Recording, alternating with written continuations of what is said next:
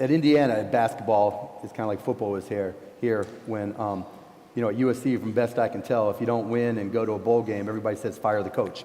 And, no matter what. And at Indiana, if you don't win a national championship, they want you fired too. And it was a religion.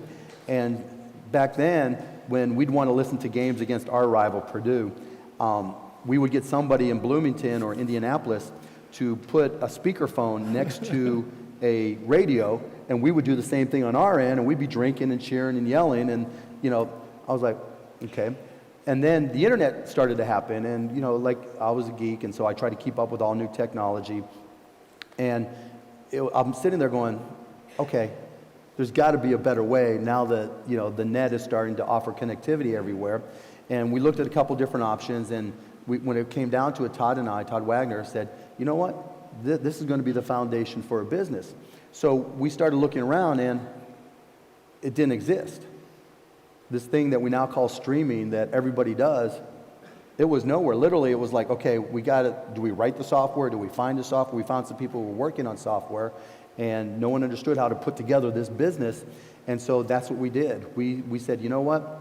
You don't know what streaming is, or netcasting, we called it a lot, but you will, and this is going to take over what we perceive as, cable and satellite. Or back then, satellite wasn't even really popping yet. But we knew it was going to be enormous. We just had to figure out how to get there. And so we started it off as AudioNet. We found a local Dallas radio station, KLIF, and we put we put a VCR. Anybody remember what a VCR is? And VCRs used to have, you could buy tapes of varying length. So we would get the 8-hour VCR tapes. And we'd take it down to this radio station. We'd connect it to the audio board, audio out of theirs, audio into ours, and it would record 8 hours. Then we'd take it back, we'd encode it, and then we'd put it on this website called AudioNet. And I would go out there, like I said, always selling every, that's back when AOL and Prodigy and CompuServe and all these different type of environments. And I would say, you got to check it out. If you're a Dallas sports fan, no matter where you are in the world, if you download this software and you come to this site, you're going to love what you hear, and tell me what you think. And it just blew up. I mean, literally within days, we couldn't handle the traffic. I mean, seriously, the way we started was I went to Staples and bought a Packard Bell computer for $29.95, and I bought an ISDN line, which is 128K, which back then was the fastest you can get, and it was in the second bedroom of my house, and that's where we did everything. And then within a couple months, we started to do live. And literally, one of the first live broadcasts ever streaming on the internet, forget Meerkat and all that, one of the first live broadcasts was me in the second bedroom of my house with a microphone into our computer where we're encoding going, I am the king of the internet. Is anybody listening? I am the king. Send me an email to mcuban@audionet. And we started to get some emails listening, and they're like, that's cool, right? You are the king of the internet. And so, I've worn that title ever since. No. But it just started to grow from there, and we started locking in the rights for 400 different schools, hundreds of radio stations. As we got into video, we changed our name to broadcast.com, and literally we bought 10% of Lionsgate Studios and took all their movies and took some of their shows, and we were streaming them on demand, and where we could get whatever we could get live.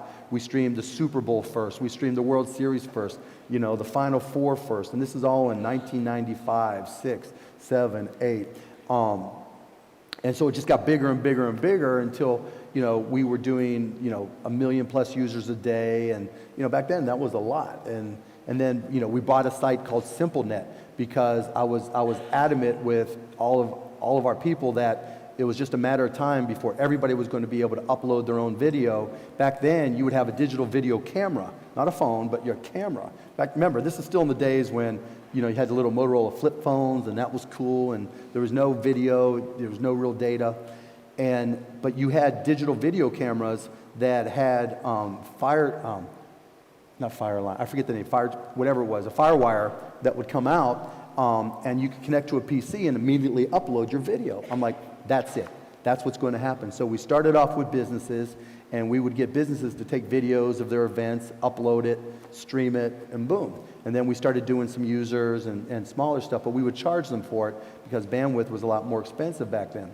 And so that was 98, and we were just blowing up. We were, selling advertising, and we were making money broadcasting events like this. Like, this is probably streaming. And, if we were back then, we would charge you, $5,000. If it was internet or Motorola and they were broadcasting a product introduction around the world, we did one with Intel when they released the Pentium, and they broadcast it worldwide. We had a Chinese version of a French version, a German version, and we charged them $500,000 to do it. And so $500,000 they was charging to do something that we do every day for free.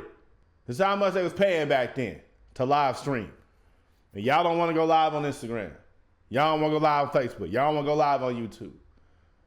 I'm going to give you 3 ways you can make money and why you need to go live to take advantage of what Mark Cuban invented on Al Gore's internet, or is it Beyonce's internet? My ducks, my swans, welcome to the pond. My name is Dorian from Group82music.com, and right here we got Mark Cuban, IU alum, Mark Cuban, talking about why or how or did he invent streaming. He told the whole story, broadcast.com, founded the company, Ty Wagner, IU alum, sold to Yahoo, made billions, now he's on Shark Tank, owns the Mavericks. Mark Cuban's most important contribution in all his entrepreneurial endeavors has to be what he did with streaming. I love streaming. I love streaming music, I love streaming videos, I love streaming podcasts, and I love going live and streaming myself. My first social media love wasn't MySpace. It wasn't Friendster. It wasn't Black Planet. It wasn't Facebook. It wasn't Twitter. It wasn't Instagram. It wasn't YouTube. I was on all them things except Friendster. I don't know who the hell was on there. But my first social media love was Periscope. That was the first platform that I felt like fit my personality, and I looked forward to going live every single day because it was a live streaming platform that allowed me to reach people all over the world. You could build a brand based strictly off of your talent. And Twitter completely tricked it off, which is why Periscope's going out of business today. Rest in peace, Periscope.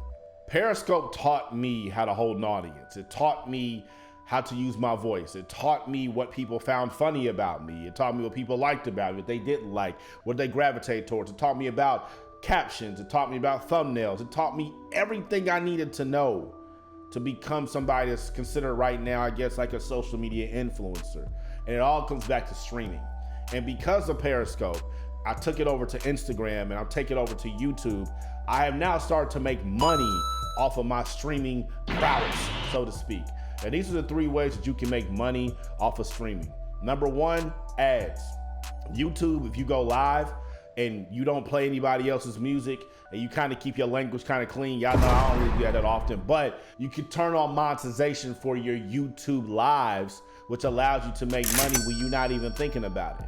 Anytime you go live and there's something valuable in there and you're not trying to save for something later, you need to save it on that platform. You need to save it on YouTube. You need to make sure you turn monetization on. You can get paid on ads for that. The second way you can get paid off of social media and off of live streaming is through direct payments inside that platform. YouTube has super chats and super stickers. Instagram right now has badges. Every single platform is starting to give you some sort of way that you can get money directly from your audience while they are watching you.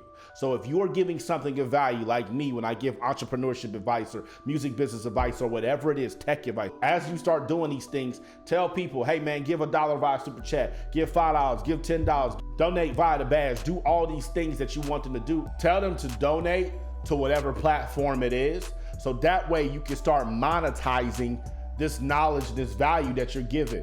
If you aren't eligible for super chats or super stickers on YouTube, or you aren't eligible for badges on IGTV, have your Cash App and pin that Cash App comment on IGTV. Pin that Cash App comment on YouTube. Whatever it is, let people know, hey, this is my Cash App, $ Group82 LLC, give money there. And you'll be surprised if you're giving people value, how they will start donating to you and giving to you. You can be able to start monetizing it. The last way you can monetize your live streams is you got to have a link in the bio that's offering people something that they want. The reason people go live with you is because they want a direct connection with you.